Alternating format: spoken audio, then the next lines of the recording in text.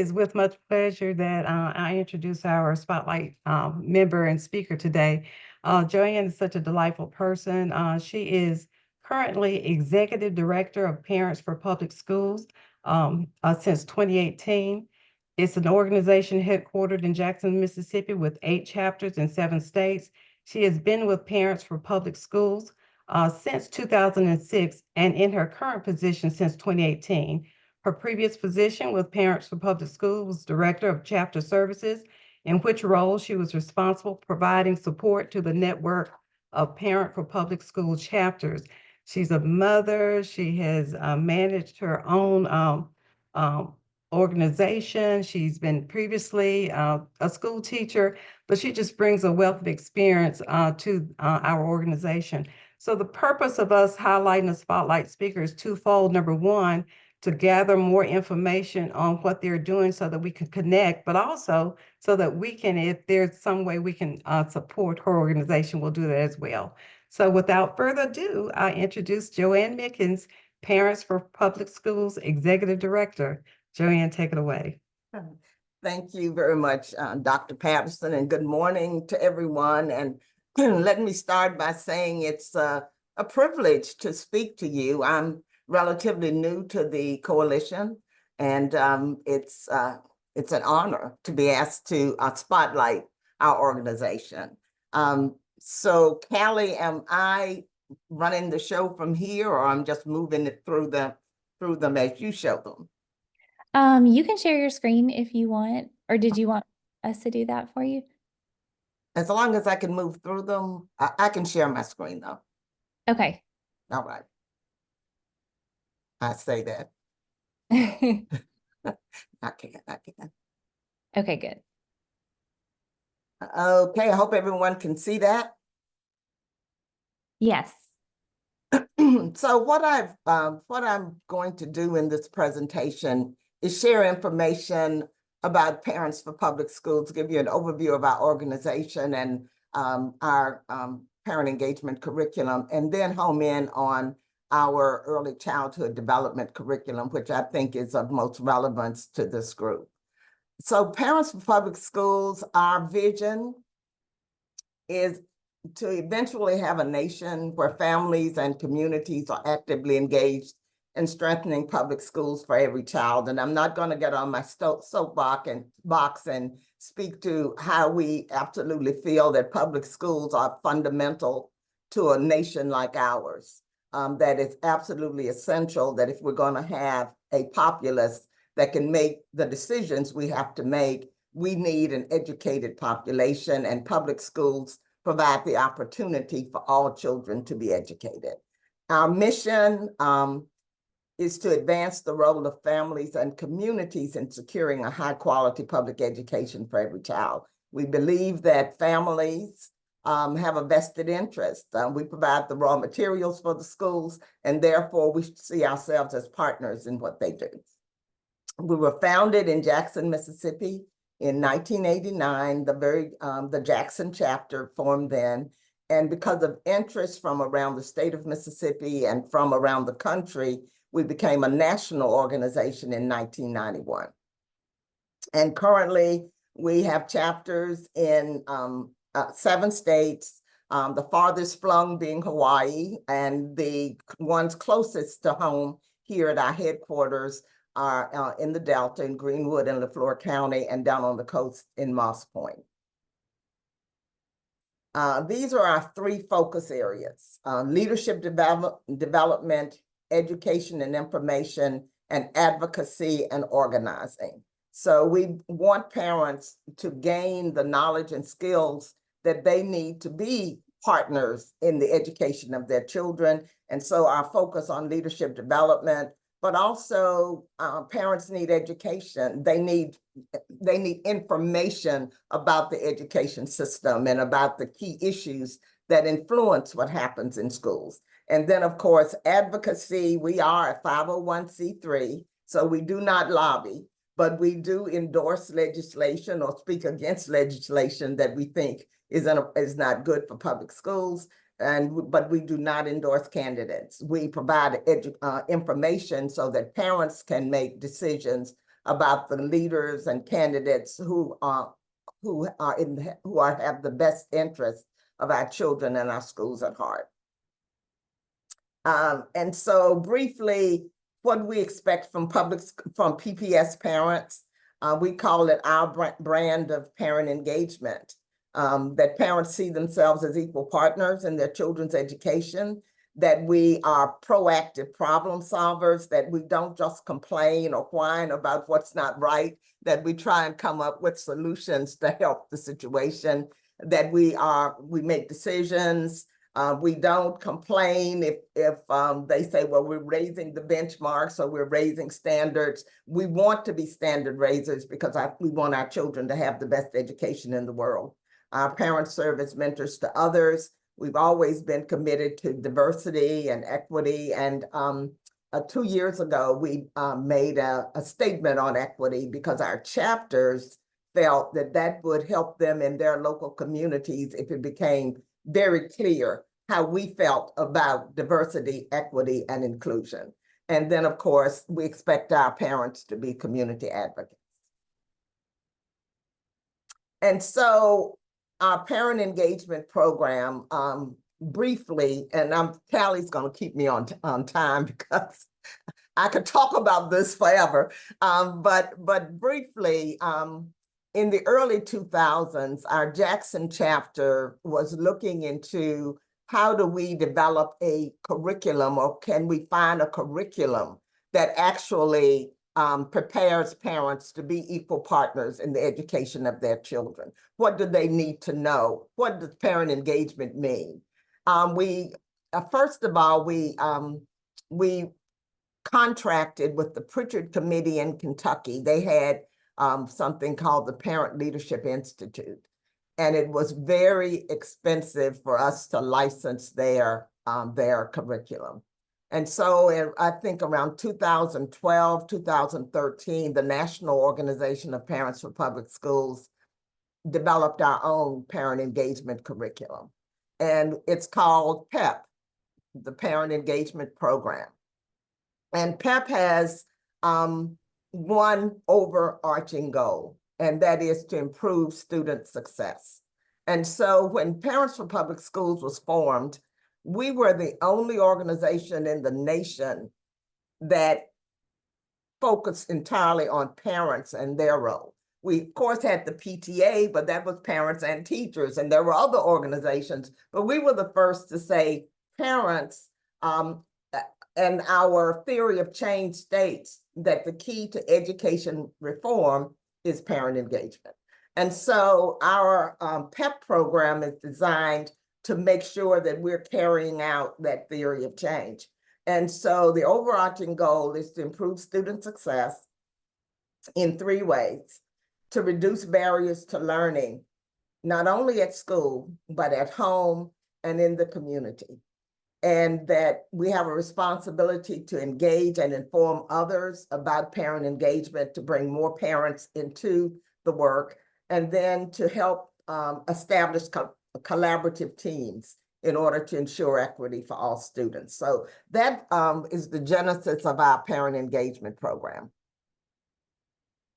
And so if you're familiar with the work of Dr. Karen Mapp at Harvard, you know that she devised the framework and reframing the work of parent engagement. And the old paradigm you see there, and then there's the new paradigm. And I'll just point out that the new paradigm is designed to be systemic, that it's not just jump in, do something, and then go, but it's designed to actually change the system, and that there's ownership and continuous improvement, and that what we change is sustained over time. And so parents' roles and responsibilities are emphasized in our parent engagement program. We focus on learning and helping them to lead, helping them to network, and then helping them to advocate. And so recently, one of our publications is our Clearinghouse, which is a digest of articles on issues, education issues that we want our constituents to be aware of. And we did want to pull out what is in Project 2025 or whatever, just to make sure that parents understood what it said. We tried to bring in articles that were not biased one way or the other, and it's hard to find, but just the facts. What is in this 2025? And the fact that when we get information, that advocacy piece is so important. Either advocate for or against, but have enough information that you can be an advocate and that you're not on the sidelines and that you're always fighting for what is best for our children.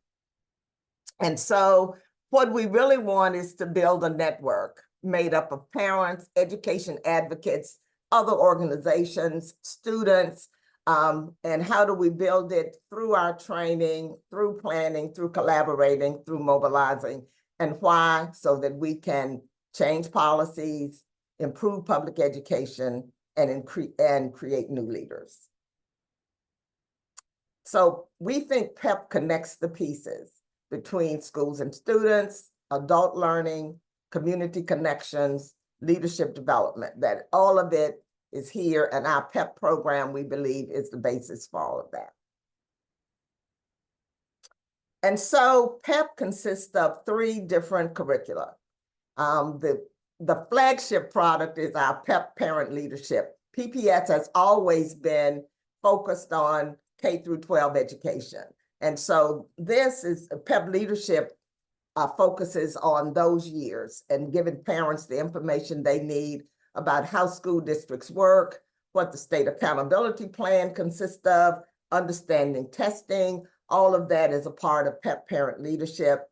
PEP Graduation Ready, we developed when we had incidences of kids arriving at their senior year and not graduating because they weren't aware of this is what is I must have in order to graduate from high school. And so PEP Graduation Ready is a dual generation curriculum where we get middle school students and their parents together so that both sides are aware this is what's required if you're going to be ready to graduate when you get to 12th grade. So we inform both sides so that if you're interested in going into the military after high school, you're going into a certification program, you're going to a junior college, you're going to a 4-year university, that you know what you need in order to take one of those pathways in high school. And then the one I really want to talk with you about that I think is most relevant to the coalition is our PEP Early Childhood curriculum. And I'll start there. And you might question why this organization that for years has focused on K through 12 education, why are we in the early childhood mix? And just pulling some of the research is our why. And I can't see past y'all's heads, so let me get my notes out here. But our why, what the research tells us, what the experts tell us, is that what happens in early childhood sets the stage for what's going to happen K through 12.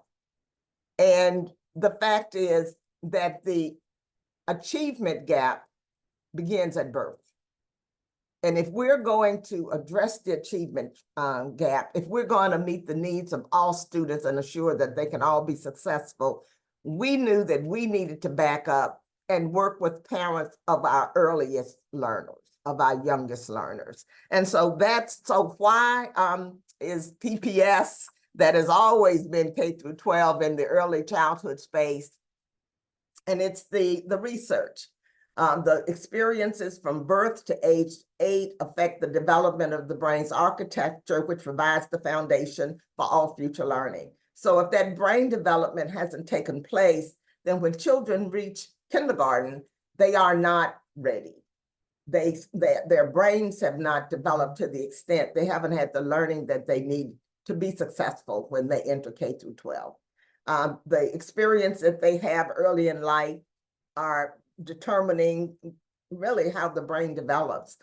Before we started researching and working we didn't write this curriculum, by the way. All of our curricula are evidence-based, but evidence-informed, and we got a professor from the Early Childhood Center of the Early Childhood Department at East Carolina University is the one who finalized this curriculum for us. But we know that stable and responsive relationships with parents and other adults and safe and supportive environments promote positive development. So it's one of the things we say is children aren't born with a manual as to how to do this right.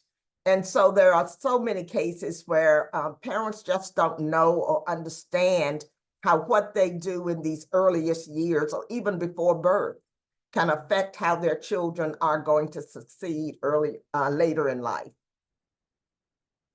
So when brain development in infants and young children is fully supported, they are more likely to reach milestones critical to future individual and community success. Because we can never lose sight of not only are we caring about individuals, but individuals don't live on an island.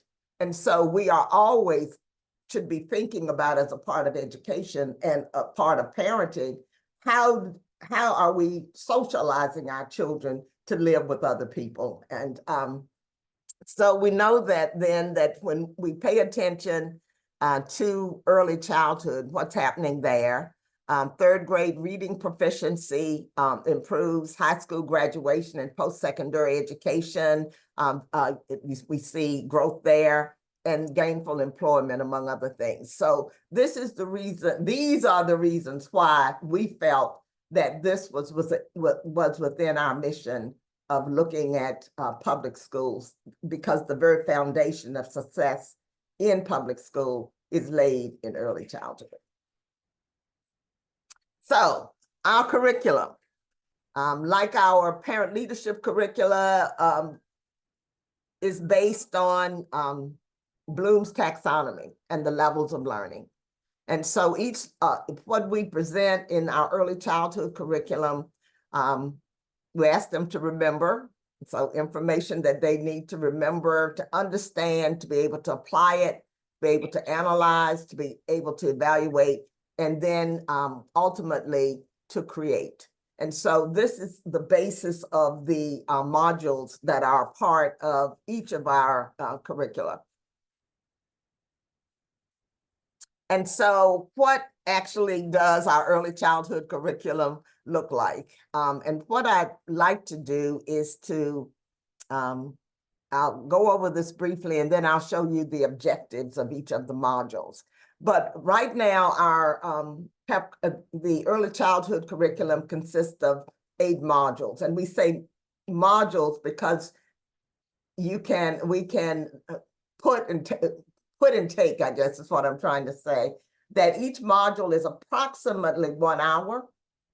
We recognized that when we were putting it together, we were putting it together for the parents of young children who are very busy and don't have time. Our parent leadership program consists of about 25 to 30 modules, and it takes place over a course of 4 days, however you want to arrange it. But with younger, with parents of young children, recognize that time is at a premium, and we wanted to make it very concise and efficient for that reason, while at the same time making sure that they had the information that they needed.